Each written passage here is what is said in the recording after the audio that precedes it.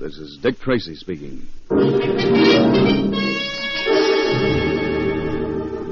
I had all the evidence the FBI would ever need on Croker King and his gang, and I was ready to leave Miami, hot-footed back to Washington, and turn it over to the feds, when Pat Patton got a brainstorm. Look, Tracy, here we are in one of the pleasure spots of the world, and we ain't had a lick of fun. We're ahead of schedule, so let's take ourselves a holiday.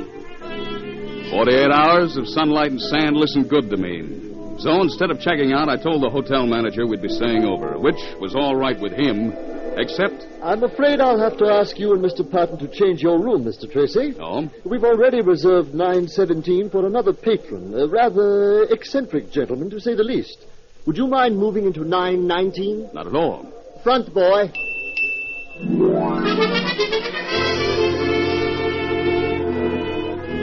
So that afternoon, Pat and I shifted our bags into the adjoining suite and went out to celebrate. It must have been about 11:30 when we got back to the hotel. We hadn't been in our room 5 minutes when things began to happen in 917. Blackguard! How dare you disturb the slumbers of the great vitamin Flintard? Pat, did you hear that? Yeah, it's in the next room, Tracy. Murdered! Help! Police! Come on, Pat, quick. I'm right with you, Tracy. Not that way. There's a door between the two suites. Yeah, but it's locked from the other side. Give me a hand. Right. We'll break it in. I'm done for! Murder! Most foul and unnatural. Switch on the lights, Pat. Right. I'm grateful to you, my friends, but you are too late. Vitamin Flintheart is dying. No, you'll pull through, mister. It's only a scratch. Now tell us what happened. Where's the man who attacked you? First, that bottle of pills on the dressing table. Give it to me. Here you are, mister. Oh, thank you. Thank you. What are those things anyhow? What are you eating? Vitamins, of course. Complex compound vitamins. Vitamin A, A1, B, B1. Be still a minute, will you, and tell us why you were slugged? Was the man a thief? Did he take anything valuable? Only my makeup kit. Your makeup kit. Oh, you're an actor, huh? An actor? Sir, in the annals of the theater, what name shines more brightly than that of Vitamin Flintheart? My scrapbook will show it. Yes. Now, about your midnight visitor.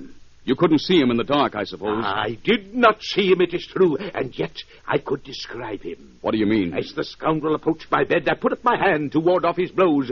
By chance, I touched the top of his head. Oh, gentlemen, it was horrible, most horrible. What was? What are you talking about? Gentlemen, this villain's head was not round like yours nor mine. It was, I swear it, my friends, perfectly level. Holy Christopher, Tracy, did you hear? I heard it all right, Pat. There's only one guy in the world with a head like that. Yes, just one. The toughest killer we ever had to deal with. Flat Top.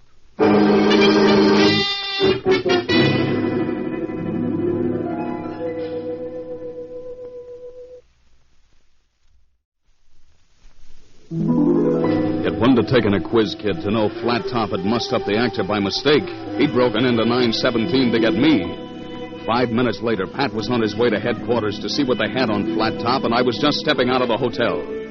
Outside, an old white-haired man was sitting in a cab beside the canopy. And before I could say a word, Vitamin Flintheart, who had stuck to me like a porous plaster, was third-degreeing him. Good sir, did you happen to observe a monster in human form leaving the hotel? A repulsive-looking creature with a flat head.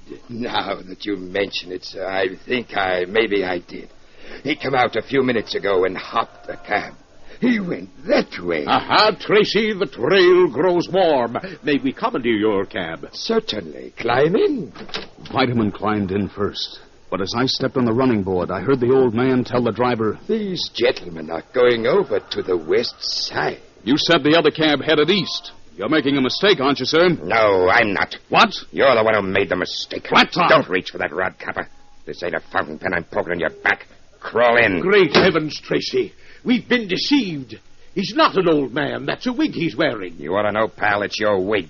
Right out of your makeup box. Mine? Why, you insolent bounder. That is the wig I wore when I played King Lear. Shut up. All right, Sparrow, get rolling. Okay, Flat Top. Nice seeing you again, Tracy. You crossed me up when you changed rooms on me in the hotel. But everything's okay now. In fact, everything's about perfect for Flat Top.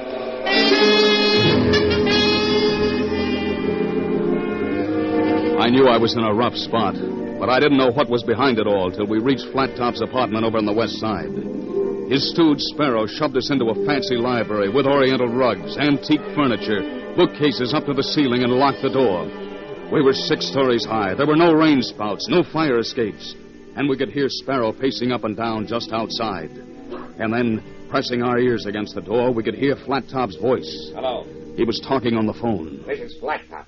Let me talk to Croker King. Great Scott, I should have known it. He's tied in with Croker King. Croker, this is Flat Top. I got an old chum of yours locked up in my library here. Yeah, that's right. Dick Tracy. Yeah. What's it worth to you if I rub him out? Great heaven. Quiet, Vitamin. I want to know what I'm worth. Make it 50 grand, Croker, and it's a deal. Okay. Soon as I polish him off, I'll be around to collect. Oh, there's an old ham along with him. Ham? I'll take care of him, too. No extra charge. Ham? Be seeing you, Croker. A ham? Tracy, did he have the effrontery to call me Vitamin Flintheart a ham? Relax, Vitamin. I know it hurts, but the slugs in this automatic are gonna hurt worse.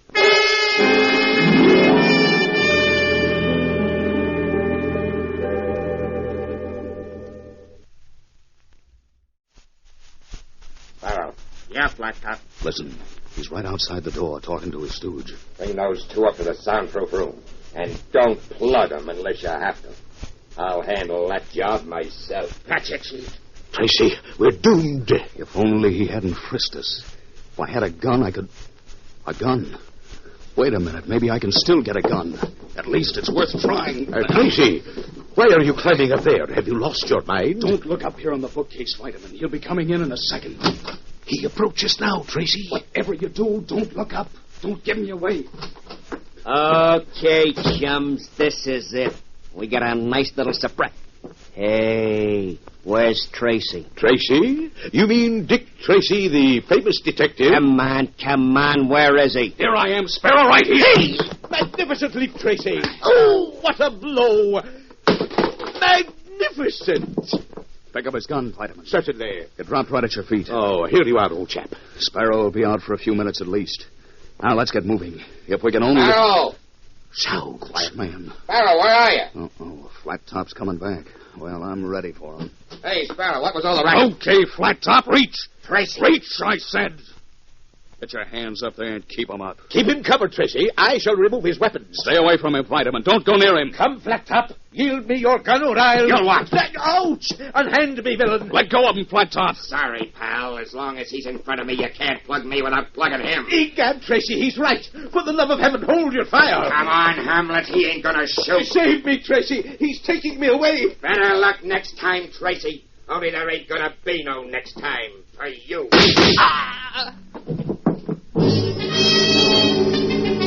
I felt the hot lead searing through my shoulder. And then I must have blacked out. When I came to, the room was empty. Then I remembered what Flat Top told Croker King on the phone. Soon as I polish him off, I'll be around to collect. That gave me the idea. I tied up my shoulder with a makeshift bandage and put through a call to headquarters. Pat Patton was still there. Hello, Tracy. Pat, listen. I want a newspaper extra on the streets inside a half hour. A what? Don't ask questions. Just listen. The headlines must read, Dick Tracy found dead. And Pat did just that. A half hour later, the newsboys were screaming, Extra! Read all about it! Dick Tracy found dead! Headlines 2 inches high. My picture splattered all over the front page. The plan was bound to work. When Flat Top heard of my death, he'd go to Croker King to collect his reward. And that was where Pat Patton and I would spring our trap.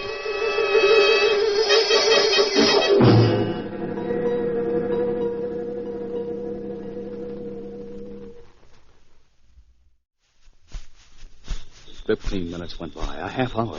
I was beginning to wonder if I'd slipped up somewhere, when all of a sudden... Listen, there's somebody coming down the alley, Tracy.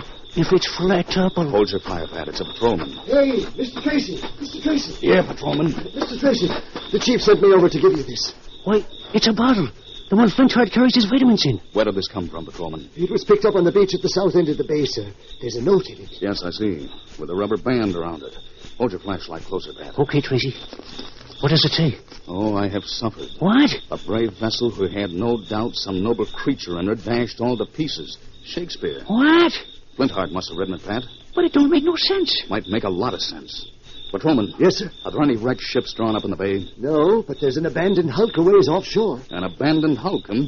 What do you think of Tracy? Maybe Vitamin Flintheart isn't as crazy as he seems. Come on, Pat. We're going to take a pleasure cruise around the bay. Dawn hadn't broken yet, and we were almost on top of the hulk before we saw her. Moving as silently as we could, we pulled alongside, and grabbing a rope ladder, climbed up on deck. Pat covered the topside, and gun in hand, I went below. The captain's cabin was one flight down, and I slipped into it. It was black as pitch in there.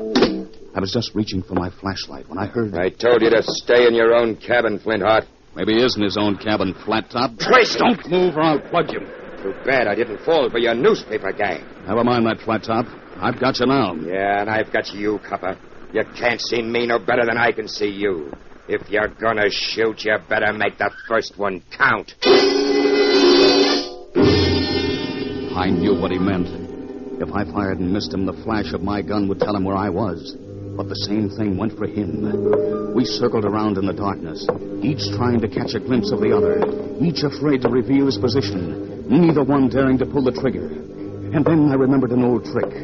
I took the rubber band that Flintheart had wrapped around his note. Then I took a plain kitchen match, the kind I light my pipe with, fitted it into the rubber band, stretched it back, aimed at the wall, and let go. 6 feet away it struck and flared, and then... It was Flat Top's gun barking in the darkness, aiming where he thought I was. I whirled and pulled the trigger.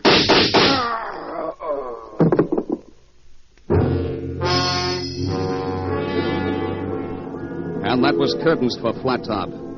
As for Croker King and his gang, ask the FBI what happened to them. And Vitamin Flintheart, well, his only comment was... Serves the blackguard right.